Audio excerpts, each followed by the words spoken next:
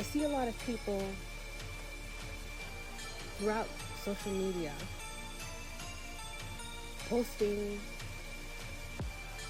informational videos, dicing up toxic behaviors into these subgroups. And listen, for a clinical psychologist that is studying the nuances of human behavior, have at it, go ham. However, for the average individual, it's pointless, right? Like, unless you are doing a research paper and trying to objectively understand why people do what they do, and you're trying to categorize them for clinical reasons, for statistical reasons, what does it matter? The average person is only even going to look into this type of information if they have been subjected to treatment, behaviors, and subsequently outcomes that rock their entire world. The thing that needs the most focus, the reason I even decided to do uploads and write about these things, is because the gap I was seeing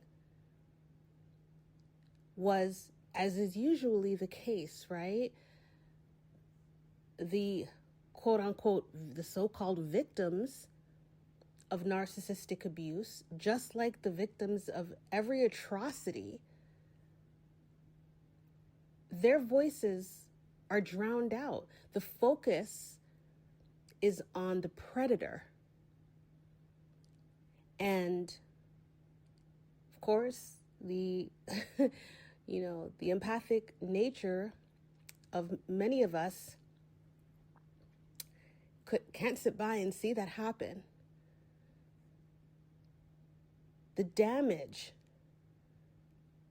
that those who are carrying this so-called disorder, which we know is straight demonic evil, and spewing it out into the world,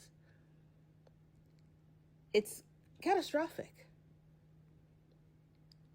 These stories, when you have one-on-one conversations with individuals about this stuff, or when you look at your own personal circumstance,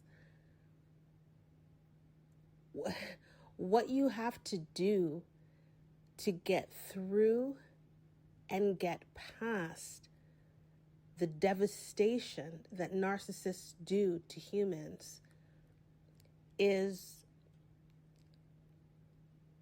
almost inconceivable. Every type of suffering and torture happens to humans who simply wanted to love, right? Of course they're imperfect. They're humans.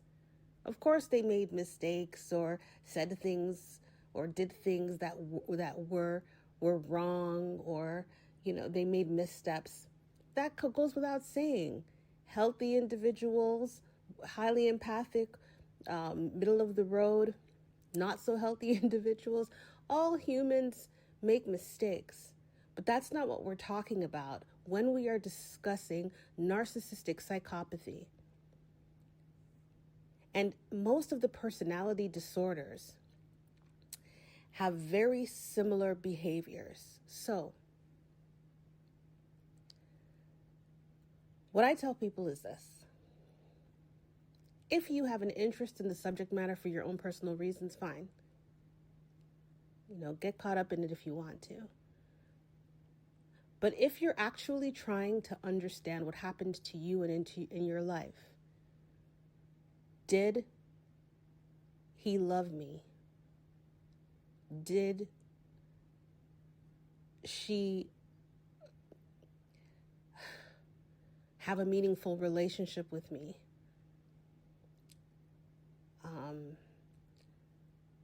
Did I matter at all? That type of thing. Understanding the various personality disorders is not going to help you with that. All it's going to do is likely cause more confusion, but worse, have you questioning whether or not the person is or is not a narcissist. Completely irrelevant. The perspective that we have to look at this from, and this is what I've had to do myself, is what impact is this individual having on me? Regardless of what label that person would be clinically given, right? I'm not a clinician.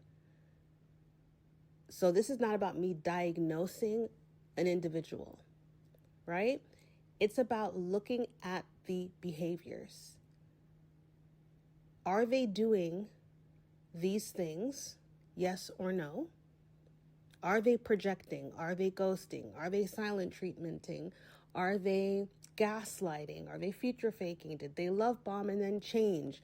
Are they being psychologically and emotionally abusive or physically abusive? Did they embark on a smear campaign? Are they belittling? Did they use things against me and weaponize situations, etc.? The list goes on. It's either those things are happening or they're not. Regardless of the category that those behaviors would fit under, if any of those things are happening, even one of them, it's beyond a red flag. It's a huge exit sign, because you do not deserve to be anybody's punching bag.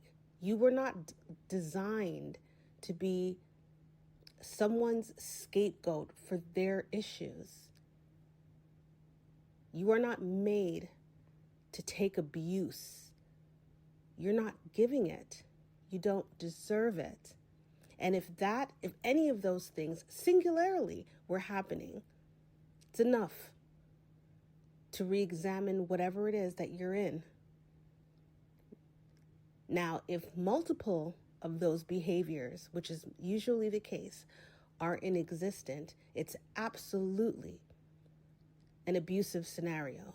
You are being tormented. And the purpose of that torment is to destroy you.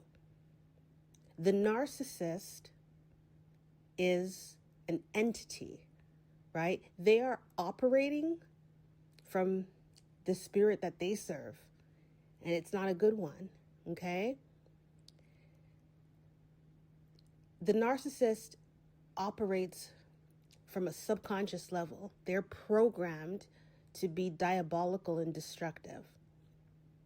So, and it can be very confusing, because when you're in a period of respite, especially when you're in love bombing, early stages, but even in respite and other periods, the narcissists can come across as or you can read their behaviors as loving, kind, nice, etc., right?